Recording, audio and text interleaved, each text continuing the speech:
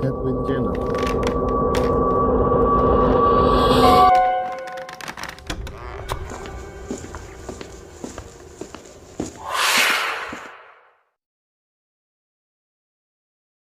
Hari ini, saya akan menceritakan tentang suatu kasus pembunuhan mengerikan yang terjadi di daerah Mesuji, Lampung.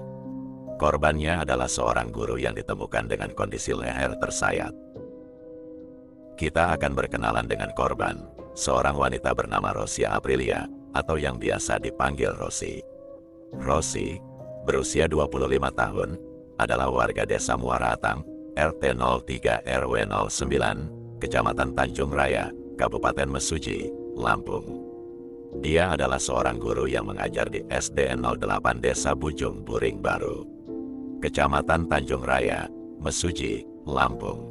Dalam karirnya, Rosi baru saja diterima sebagai pegawai negeri dan hanya menunggu surat keputusan pengangkatannya keluar. Dia merupakan anak pertama dari pasangan Susila dan Rohaida.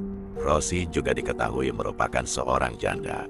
Rosi, seorang wanita yang telah mengalami pernikahan yang tidak berjalan baik dengan suami pertamanya, akhirnya memutuskan untuk berpisah. Setelah perceraiannya, dia mulai membuka hati untuk mencari calon suami baru. Dia kemudian bertemu dengan Andre Armanda, seorang pria berusia 22 tahun yang bekerja sebagai marketing di sebuah perusahaan koperasi simpan pinjam di Lampung.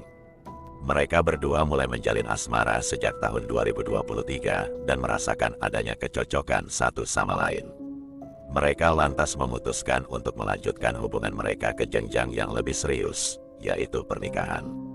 Sebagai langkah awal, mereka mengikat cinta mereka dengan pertunangan dan berencana akan menikah pada bulan April tahun 2024 setelah Lebaran Idul Fitri tahun ini. Cinta Andre kepada Rosi sangat terlihat dari postingan-postingan di akun sosial medianya. Dia selalu memasang foto Rosi dengan kata-kata romantis yang menunjukkan betapa dia mencintai calon istrinya itu. Dalam kehidupan sehari-harinya, Rosi tidak tinggal bersama orang tuanya. Dia memilih untuk tinggal di asrama yang disediakan oleh sekolah tempat dia bekerja. Alasannya adalah karena jarak antara rumah dan sekolahnya cukup jauh, sehingga dia memilih untuk tinggal di asrama agar lebih dekat dengan tempat kerjanya. Di asrama sekolah tempat Rosi tinggal, dia tidak sendirian. Dia memiliki teman sekamar, Siti, yang juga merupakan guru SD seperti dirinya. Pada hari Kamis, tanggal 29 Februari tahun 2024, sebuah kejadian mengerikan terjadi yang berawal dari Siti. Siti baru saja selesai mengikuti pelatihan di Desa Brajabasan, Mesuji, Lampung.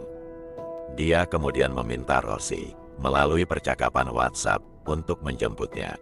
Rosi menyetujui permintaan Siti dan menjawab bahwa dia sedang dalam perjalanan.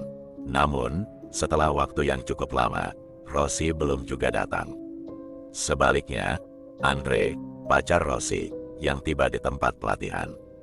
Andre kemudian mengantar Siti pulang ke asrama. Di tengah perjalanan, Andre mengajak Siti mampir ke tempat makan dan mereka berdua makan bersama. Setelah makan, mereka melanjutkan perjalanan pulang. Andre mengantar Siti sampai ke pintu gerbang sekolah dan kemudian pergi.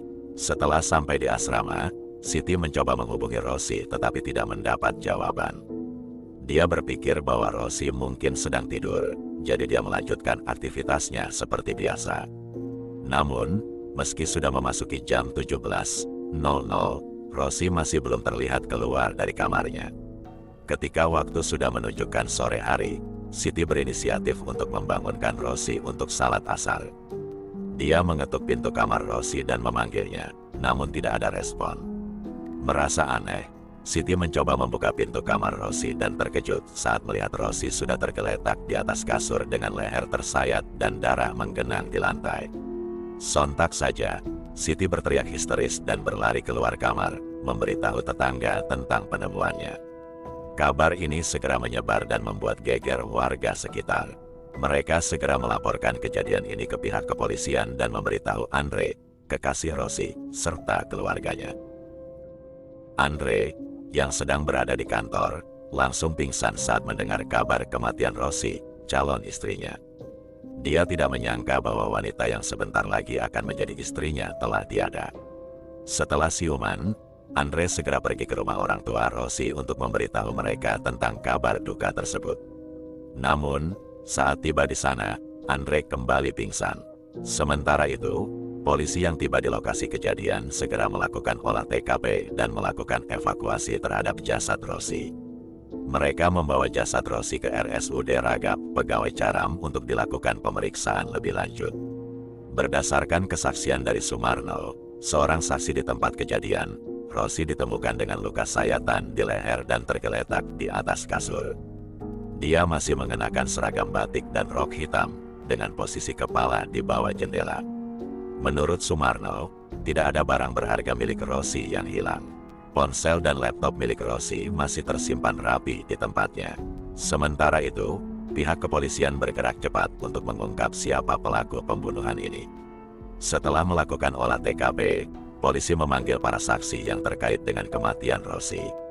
Menurut kesaksian warga, sebelum ditemukan meninggal, Rosie masih terlihat menjalankan aktivitasnya seperti biasa. Dia masih mengajar dan bercengkrama dengan rekan-rekan guru lainnya. Berdasarkan keterangan beberapa saksi, Andre adalah orang terakhir yang terlihat bersama Rosie. Polisi kemudian mendatangi rumah keluarga Rosie, di mana Andre diketahui sedang pingsan. Ketika polisi datang, Andre masih tergeletak pingsan. Dia kemudian dibangunkan dan dimintai keterangan. Polisi mengajukan berbagai pertanyaan kepadanya mengenai apa yang dilakukannya sebelum Rosie meninggal dunia. Dari pertanyaan polisi, terlihat bahwa Andre sangat gugup dalam menjawab. Akhirnya, Andre tidak bisa berbohong lagi dan mengakui bahwa dialah pelaku pembunuhan terhadap Rosie, calon istrinya sendiri. Pengakuan Andre membuat keluarga Rosie sangat terkejut karena mereka tidak pernah menduga bahwa Andre akan menjadi pelaku pembunuhan. Selama ini, keduanya tidak pernah terlihat atau terdengar berselisih paham, terlebih lagi mereka sudah bertunangan dan akan segera menikah. Polisi dengan cepat mengungkap pelaku pembunuhan ini hanya dalam waktu 2,5 jam sejak penemuan jasad Rosie. Dalam proses interogasi, Andre mengaku kesal dan cemburu terhadap seorang teman laki-laki Rosie yang sering menghubunginya. Namun, saat interogasi lebih mendalam dilakukan, terungkap bahwa ada motif lain yang mendorong Andre untuk melakukan pembunuhan. Andre tidak terima dengan keputusan Rosie untuk mengundurkan tanggal pernikahan secara sepihak. Hal ini semakin membuatnya kesal terhadap sikap Rosie. Dari kekesalannya itu, Andre mulai merencanakan pembunuhan terhadap Rosie.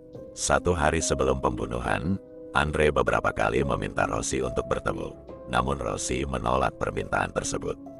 Pada hari pembunuhan, Andre mengikuti aktivitas Rosie. Saat itu, Rosie sedang mengisi SPT tahunan di gedung asrama sekolahnya. Singkat cerita, keduanya bertemu di kamar asrama. Andre mengajak Rosie untuk berbicara, namun mereka mulai berdebat mengenai pria yang sering menghubungi Rosie dan juga tanggal pernikahan yang diundur secara sepihak oleh Rosie. Dalam keributan yang terjadi, tidak ada yang mau mengalah, sehingga keributan semakin memanas. Puncak kemarahan Andre, dia berlari menuju dapur dan mengambil pisau. Setelah itu, Andre mendekati Rosie dan menyerangnya dengan brutal, hingga Rosie terjatuh di kasur. Pada saat itulah Andre menyayat leher Rosie menggunakan pisau yang membuat luka terbuka lebar pada bagian lehernya hingga darah mengalir seketika. Rosie kehilangan nyawanya. Setelah membunuh Rosie, pelaku ini bersandiwara seolah-olah jika dirinya sedang tidak berada di lokasi pembunuhan. Dia kemudian menjemput dan mengajak Siti untuk makan. Selain itu, Andre juga berpura-pura pingsan saat mendengar Rosie meninggal dunia untuk menghilangkan kecurigaan kepadanya. Dari kejadian ini, polisi telah menyita barang bukti seperti sweater berwarna hitam milik Andre yang terdapat bercak darah, 1 buah sarung tangan dengan bercak darah, dan 1 buah pisau dengan gagang berwarna biru. Berdasarkan bukti dan pengakuan Andre, dia menjadi tersangka atas kematian Rosie, calon istrinya. Andre dijerat dengan pasal pembunuhan berencana, yaitu pasal 340 KUHP.